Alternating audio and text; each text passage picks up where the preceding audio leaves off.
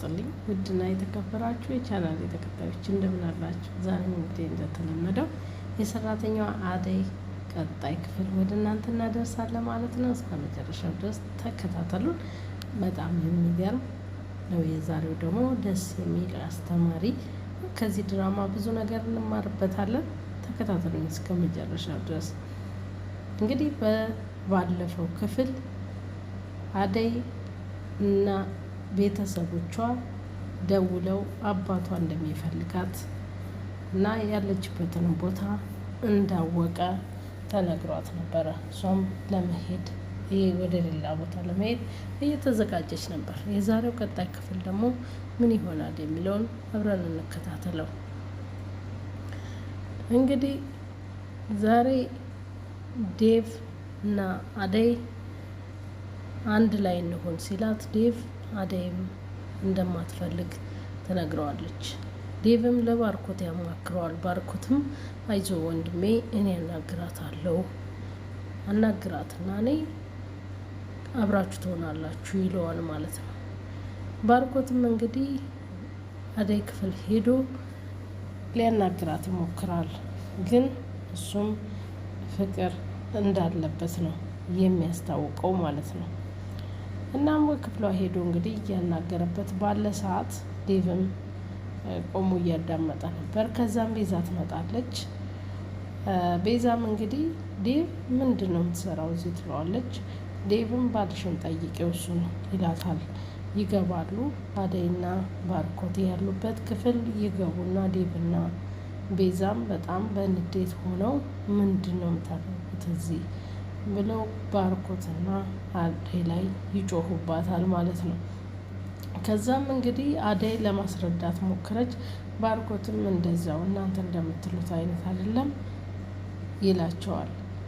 እነሱ እንግዲህ ሊቀበሉት አልቻሉም። እህቴ ነች ሲለውም ባርኮት ሊቀበለው አልቻለም። ዴቭ ከዚህ በፊትም እህቴ ናት ብለኸኝ ነው ያለውን ነገር ሁሉን ነገር ሳማክርህ ግን አንተ ለራስህ የፈለካት ይለዋል። አሁንስ እንዴት ላምነህ እችላለሁ ብሎ ይለዋል። ዴቭ በጣም ተናዶ ማለት ነው። ቤዛም እንግዲህ በጣም ተበሳጭታ እንዴት አደርጋለሁ ብላ ጥላው ትወጣለች።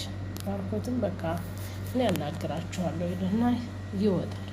አደይ በጣም ተናዳ በቃ ከዚህ ቤት እኔ መሄድ አለብኝ፣ ምክንያቱም ሁለቱም በእኔ ምክንያት እንዲጣሉ አልፈልግም ትላለች። ፍቅርና ቤዛ ደግሞ አደይን ከዛ ቤት ለማስወጣት እየተመካከሩባት ነው ያሉት ማለት ነው።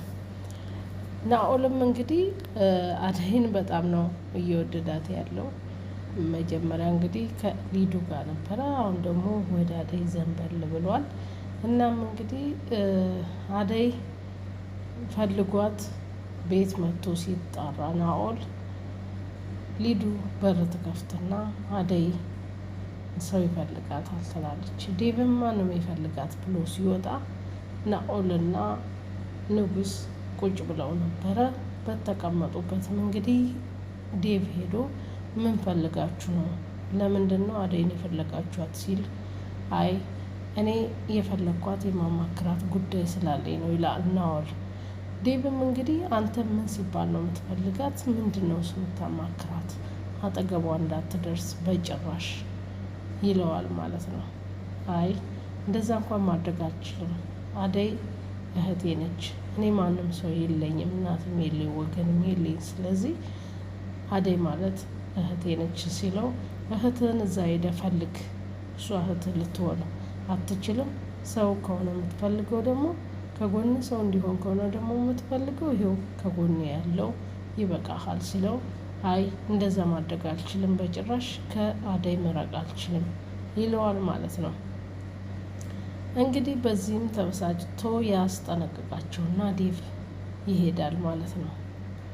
ከዛም እንግዲህ ዛሬ ደግሞ ኤላና ሊሊ በጣም በሚገርም ሁኔታ ለባርኮቴ ያለውን ነገር ሁሉ ሊነግሩት ፈልገው ቤት መጥተው ለምለም እንግዲህ ባርኮቴ ላናግርህ እፈልጋለሁ ስትለው አይ ዛሬ ጥሩ ሁኔታ ላይ አይደለሁም፣ ዛሬ እንኳን አላናግርሽም፣ ቤት መጣለሁኝ ትንሽ ልረፍ ይላታል ማለት ነው። እሺ ትልና እነ ኤላን እንግዲህ ኤላንና ለምለምን ፍቅር በቃ ጉዳያችሁን ከጨረሳችሁ ከዚህ ቤት ውልቅ ብላችሁ ውጡ ትላቸዋለች ማለት ነው። ፍቅር እንግዲህ ያው ትንሽ ኃይለኛ እንደሆነች ይታወቃል ማለት ነው። ከዛም እሺ ይወጣልሻል ትልና ለምለም ተነስተው ወደ ቤታቸው ይሄዳሉ ማለት ነው። ከዛም አደይ በጣም ተበሳጭታ ስለነበረ እነ ለምለም ጋር ትሄዳለች። ያለውን ነገር ሁሉንም ነገር ለለምለም ትነግራታለች። ለምለምም እንግዲህ በጣም ደስ የምትልና ትንሽ ጎበዝ አርቃ የምታስብ ራሷን ማታስነካ አደይን ማንም እንዲነካት ማትፈቅድ በጣም ጎበዝ የሆነች ልጅ ናት። እና እሷም እንግዲህ ማን ነው ያናደደሽ? ማን ነው ያበሳጨሽ?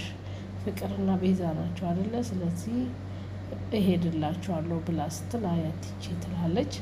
ከዛም እንግዲህ እዛ እንዳለች ወደ ቤት ስትሄድ ተመልሳ ፍቅርና ቤዛ ይመካከሩና ልክ ወደ ቤት ስትገባ በር ላይ ይጠብቁና ቤዛ ከበር ኋላ ቆማ ልክ በሩን ስትከፍት መልሰው በሩን በላዋ ላይ ዘግተው ግንባሯን በበሩ ቤዛ ትመታታለች። ከዛም በጣም ትናደድና አደይ ቤዛን በጥፊ ትመታታለች ማለት ነው። ከዛም ፍቅር ደግሞ ለምንድን ነው አንቺ ከዴፍ ጎን የምትሆኚው?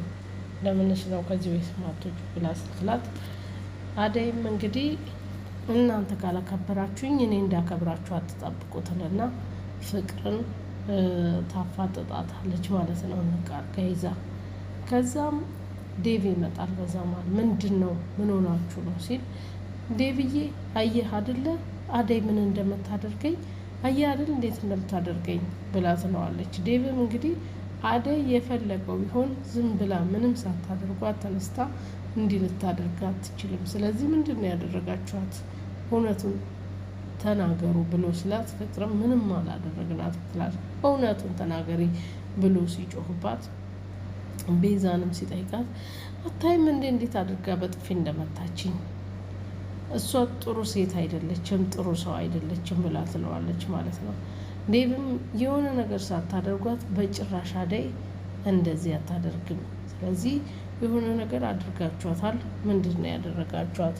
ተናገሩ ሲላቸው እነሱም እንግዲህ ሊናገሩ አልቻሉም ማለት ነው። አደይም እንግዲህ በቃ እንደዚህ ከሆነ እኔ መሄድ አለብኝ ትላለች ማለት ነው። ከዛም ተነስታ ወደ እነ ለምለም ጋር ልትሄድ ስትል ንጉስንና ደመቀን መንገድ ላይ ታገኛቸዋለች። ከዛም ስታማክራቸው ንጉስም እንግዲህ ደመቀ ለአንቺ ብሎ ሊሰደድ ነው፣ ለምን አንቺም አትሰደጅም ይላታል ማለት ነው። ስደት ይሻላል እዚሁ ይሻለኛል ብላ ስትል አይ እንደውም ከዚህ ሁሉ ችግር ትገላገያለሽ፣ ከአባትሽም ከፍቅርም ከዴብ ከባርጎ ከሁሉም ነገር እርቀሽ ትኖሪያለሽ፣ ስለዚህ ለምን ወደ ስደት አትሄጅም ይላታል ማለት ነው ንጉስ። እንግዲህ የንጉስ ጓደኛ ደመቀም አይ እኔ መጀመሪያ ሊሄድና ከዛ አንተንና አደይን እኔ ወስዳችኋለሁ፣ ስለዚህ እኔ መጀመሪያ ሄጄ ማስተካከል አለብኝ ይላል ማለት ነው። ከዛም እንግዲህ ይህንን ሀሳብ ተቀብላ ለለምለም ታማክራታለች። ከዚህ በኋላ እዚህ ሆኜ ምንም እኔ ዴቭና ባርኮቴ በእኔ ምክንያት ሲጣሉ ማየት ስለማልፈልግ እኔ የሁለቱም ሰራተኛ ነኝ እንጂ ሌላ ነገር ምንም በማላችን የተፈጠረ ነገር የለም፣ ስለዚህ ርቄ መሄድ ነው ያለብኝ ብላ ስትል ለምለምን በጭራሽ ስደት እንዳማራጭ እንዳትሄጂ በጭራሽ እዚህ የሆነ ነገር አድርገን የሆነ ቢዝነስ ጀምረን የራሳችንን ስራ እንሰራለን፣ ስለዚህ ተስፋ እንዳትቆርጪ የትም መሄድ የለብሽም ትልና ለምለምም ትመክራታለች ማለት ነው። እንግዲህ ውድ አድማጭ ተመልካቾቼ የዛሬው ክፍል ይህንን ይመስላል። በሌላ ደግሞ በቀጣይ ክፍል እንገናኛለን። ቸር እንቆይ። ላይክ ሼር ማድረጋችሁን አትዘንጉ።